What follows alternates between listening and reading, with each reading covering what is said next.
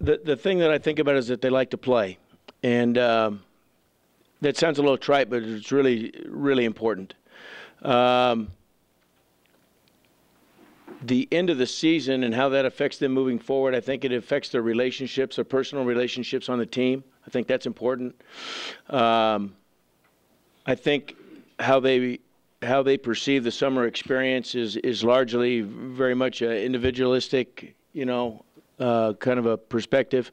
But I think they want to do well for each other.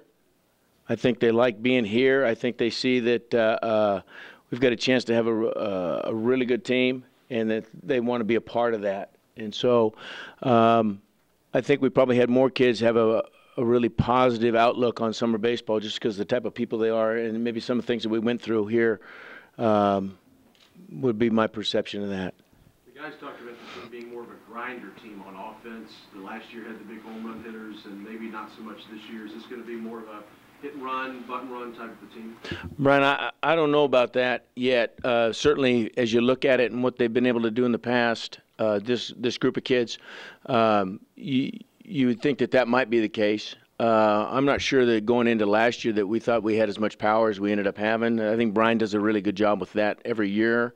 There's been some years that we've started off a little bit slow in power production, and it always seems to come around, as we get more time outside or just more games, more bats under our belt. So I think right now, as you look at it, it would be a group with less power. And that might prove out to be true, but we've got some guys that I think have got a chance to do some stuff. I don't know that we'll change our style drastically. Certainly, you could see maybe a few more stolen bases or a little bit more, of a manufactured offense. But I wouldn't tag that on us from the start. You're going into last year, what your starting rotation would be for the conference? 3 lefties going a lot. What's the starting rotation look like this time? Well, as I've told groups like this many, many times, I'm, much more cut and dry than most guys in the league. I don't think I'm setting any records, but I kind of like to get it set and keep it. And having said that, things happen that change. We've got 4 guys in my mind that could easily be weekend starters. Obviously, it's only going to be 3. And because of what we've got in the bullpen, it seems to make sense to hold the right-hander back. And so going into it, it'll be Jared and Corey and AJ. Certainly Chandler's more than talented enough to do that for us as well. But we need that. We need what he has in the bullpen. And so that's where we'll start. And sometimes things change and sometimes they don't. There's been years here we've been those same 3 guys the entire year, and we'll see how it goes. But it's 3 talented kids, and they'll do a very good job of competing and throwing strikes. You anticipate Chandler making midweek starts too, or just coming out in the pen? Well, I think, John, I think that's a TBA. I think in all fairness, part of that is who else can do it. And if one of those younger guys steps up and can do it and do it well, and part of it is how many innings is he throwing on Sunday, and those are things you never know and you can't control. And and whoever the Sunday guy takes a ball off the shin in the 4th inning, and you go out there and you wear him out for 6 innings, 5 innings, midweek's not an option, but he's really talented, and he's going to be able to fill a number of roles for us. And I'll answer the next question is how are you going to replace Alex Phillips and, Timmy Peterson. And so when you look at replacing those innings, and not only the innings, but the quality and the timing of the innings, I think Chandler's one of those guys that's going to have to step into that. And so if you do that, then you're almost guaranteed that he's not ready to go for much on a Tuesday or a Wednesday. Who are the young guys that you're confident are ready to step in, the newcomers, step in and at least contribute at this point? Well, it's a little bit different than a year ago, Kyle, in that that group of guys are not going to be as old as they were last year, and so that's my way of saying I'm really confident, and we'll see how confident they are. But Ryan Combs is certainly going to help. You're talking about new guys into the program. Dylan Dwyer is certainly going to help. I think there's going to be a time where we've got to get some innings out of Tyler Cox. We've got to have to get some innings out of Taylor Martin. Jeff Bohm, guys that are either, their first or second year in the program that haven't done a lot in terms of innings pitched. They're going to have to pitch. It's their time, and they're going to have to do some things. Kyle Cody certainly is going to have to pitch for us, and he's a freshman. So they're all going to get opportunity. That's the great thing about the first, month of the season. Some of your veteran guys seem pretty impressed with Cody. Yeah, they should be. He's going to be good. How soon and how much you don't know, but Kyle's a talented kid, and we got to get him past all the normal, stubbing your toe and falling down and scraping your knee events that happen. But he's a talented kid, and he's going to end up being really, really good here. Do you sense this team has the mental makeup to handle a totally different atmosphere going into a season? I mean, last year it was, can this team win, half its games, much less a chance to be ranked number one. Now there's so much more expectation. Yeah, I think that's a fair question. Last year's group had a pretty good chip on their shoulder. I think we'll have the same type of approach. You're losing a couple personalities that really helped, older, mature personalities. But there's growth within the program, and we had a lot of guys that are part of that, and I think we're going to have enough personality as a club to carry the expectations. How does that confidence, talking to them today, they didn't exactly throw a wet blanket on those expectations. How does that confidence, swagger, whatever you want to call it, help with the ups and downs of baseball? And a couple of them said it's such a long season, there's going to be highs, lows, all that stuff. How does that maybe help your program? That inner confidence? Yeah, just the fact that they feel like they're going to be pretty good. So if they have maybe a week where things are two. Well, man, I think it's really important. It's baseball. There are going to be ups and downs. I mean, everybody knows that. You follow the sport, it doesn't make any difference at what level. I think it's really important. I think that inner confidence that that you're going to be successful even if you have some short-term failure is important. I think leadership within the program is important when you have a disappointing game, a disappointing weekend. Those things happen to every team in our league, unfortunately. It's just a nature of the beast. It's how it goes. I think when you have a really confident person and more than one of them in the same environment, you can start to create a culture of and an expectation of success. And when it doesn't go your way, you're able to bounce back much more easily. Gary, this time last year, you talked frankly about the pressure that was facing you. What's the off-season and the build-up for this year been like? Now you got a new contract, you've got kids you can count on a little bit, you got a nice recruiting class, a little bit different, I would say. Yeah, I think, my personality is just not going to change very much. And your life changes a little bit, but it just doesn't change very much. Brad and Brian would probably be better people to ask, about that and those things. But if you're a part of this league in just about any sport, I think it's game on from day one. I think it's every year. And I think as soon as you have a weekend where you're supposed to win 3 and you only win 2 or win 1, and you're kind of right back where you started. I think this will be my 14th year, and I haven't seen a lot of change in that aspect of it. It's a confident group.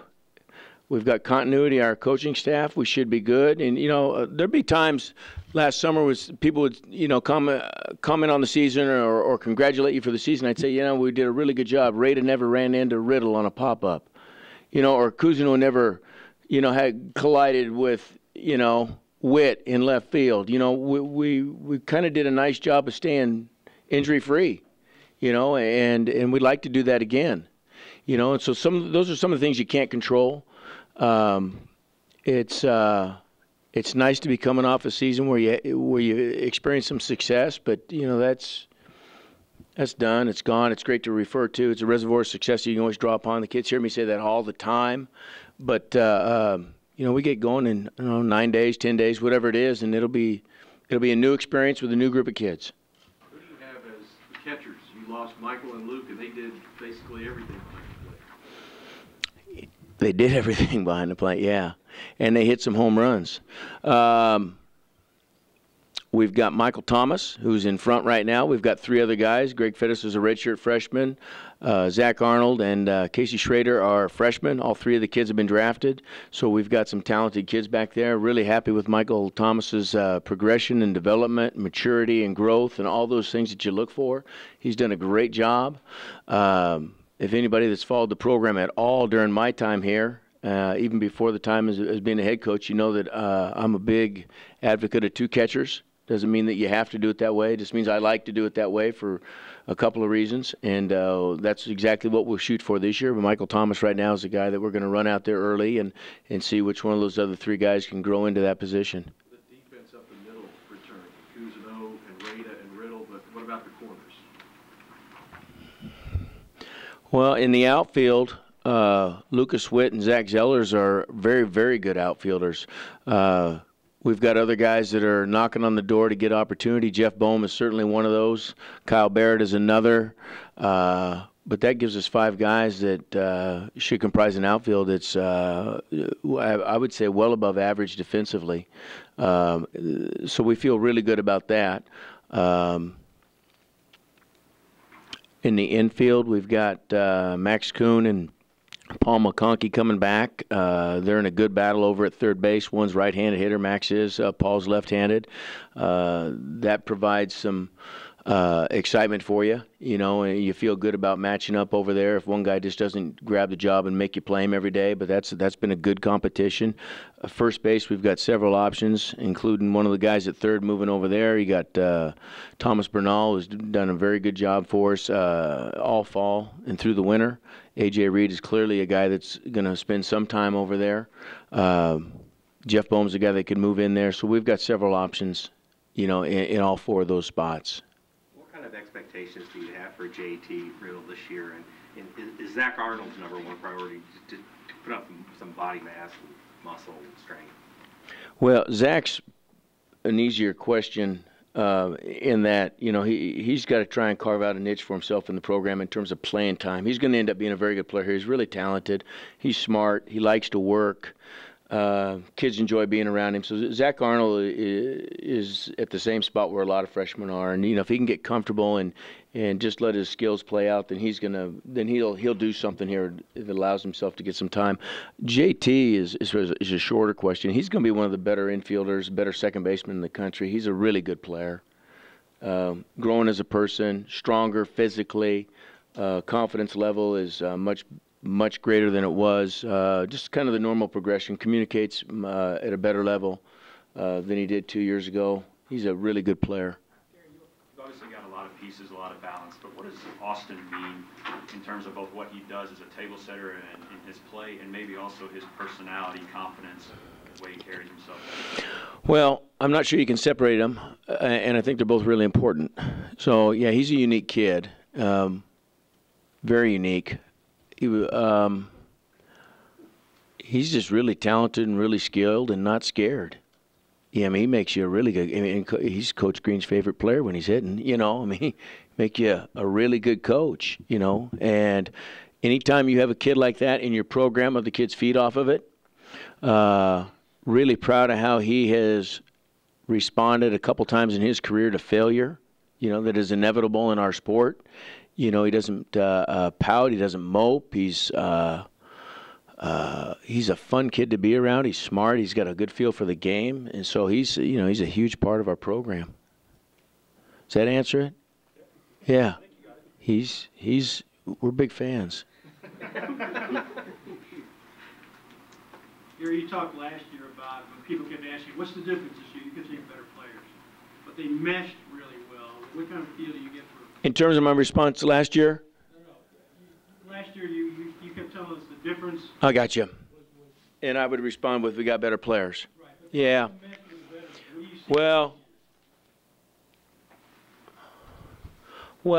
the obvious things are we need some right-handed hitting production that is gone.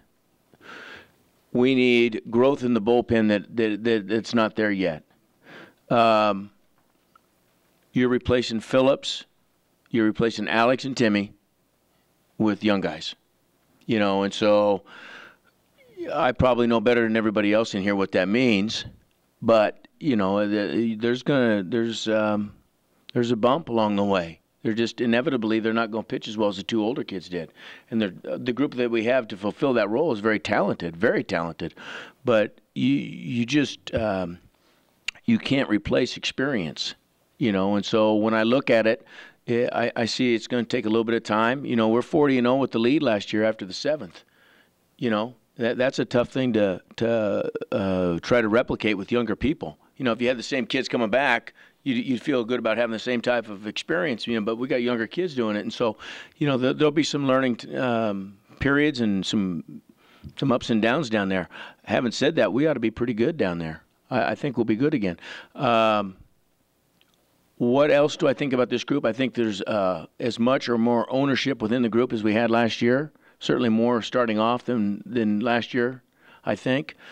I think this group of kids likes each other as much as any group I've ever been around anywhere.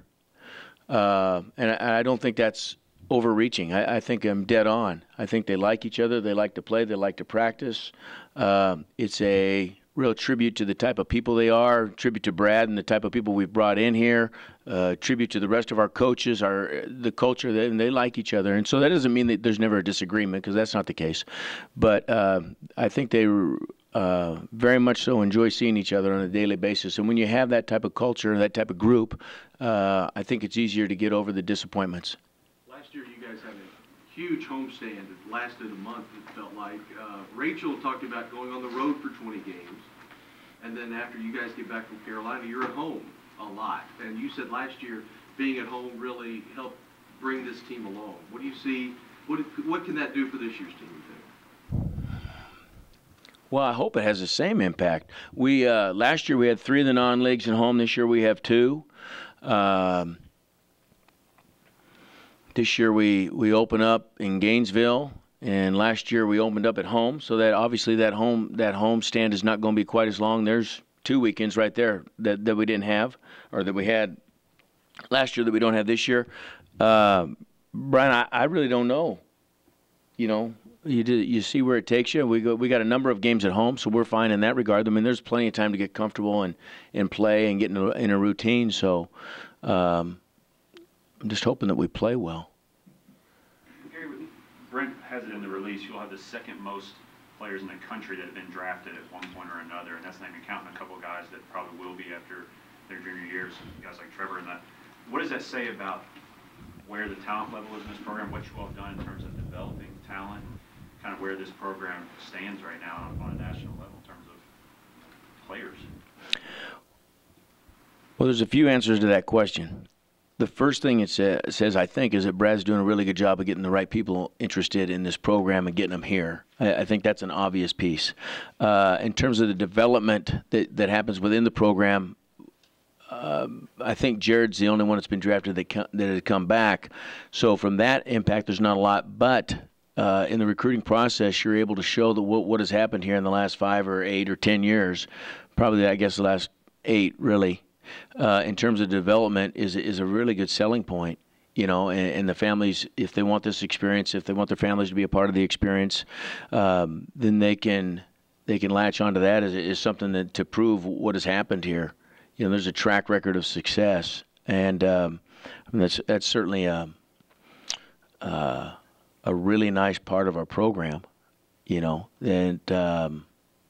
you're really proud of what Brad's done and the rest of the staff as well. And the fact that we can draw those types of people to the program is nice. Now, it's not going to mean a whole lot next Friday. Gary, you mentioned Jared. What can he use this senior year to build upon after coming back from the draft? It's interesting because, when you convince, there's a certain level of convincing when you have those kids come back. I mean, that's just the bottom line, is that you sit in front of a kid and you say, don't take the money, come back, we can make you better. And I've gone through that a few times. A couple of times, very specifically, it's gone much better for the kids. It went better for Russin. It went better for Scott Nicholson at Oregon State. And now Jared, all 3 of those guys are left-handed pitchers. But I just told him, at the end when we got into that stuff, and really I didn't pester him much over the course of the summer a little bit. I talked to his father a little bit. But I just tell him, here's the 3 or 4 things. It's very clear in my mind And I want to make it clear in theirs. It's about this, that, and the other. It's A, B, and C, and that's about how direct it is. And if you do these three things better at a higher level, more consistency, whatever those three techniques or skills it may be, it's going to go better for you. And while those are three vastly different kids and personalities, the first two, in fact, all three of them have bought in. Jared's better. He's clearly better, and that's exciting.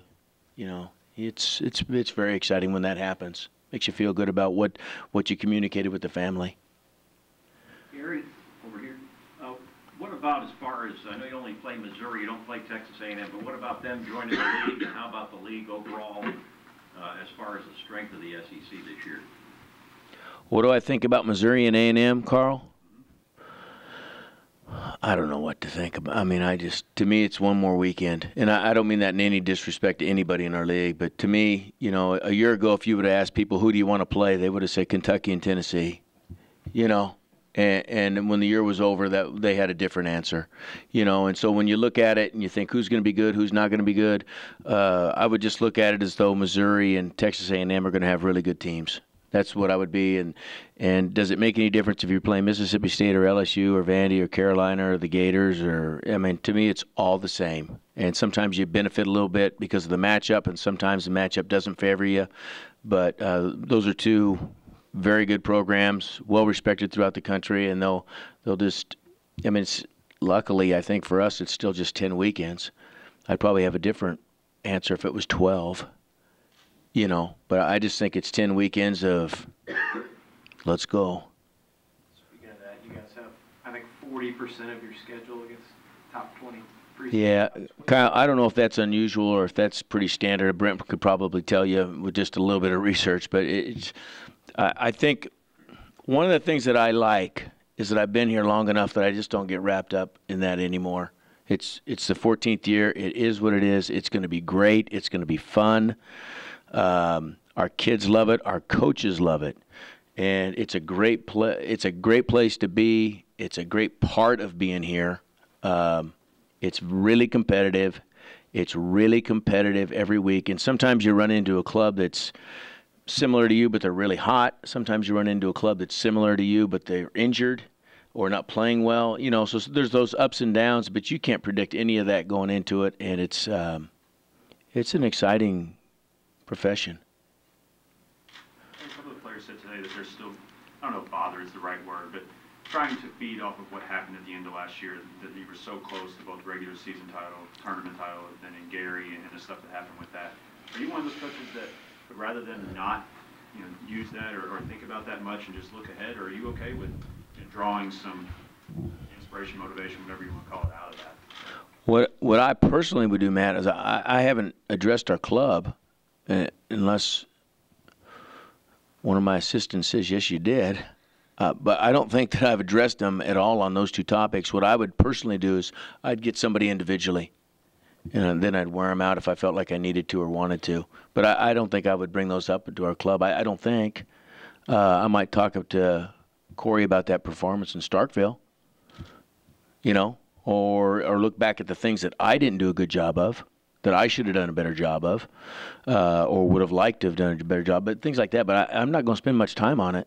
Yeah, I don't think you can. There's little tiny things that happen that you try to improve on or, take a look at, and maybe next time you adjust something a little bit differently. But, we played pretty well, and we had a rough weekend, and, everybody in our league had a rough weekend last year. Ours is unfortunately the last one, but you can't spend much time beating yourself up in this deal. You got to get on to the next thing, and I think our kids will. And if they're motivated because they want to host a super regional and make plane flight to Nebraska, then good. But we're not going to spend a lot of time on that.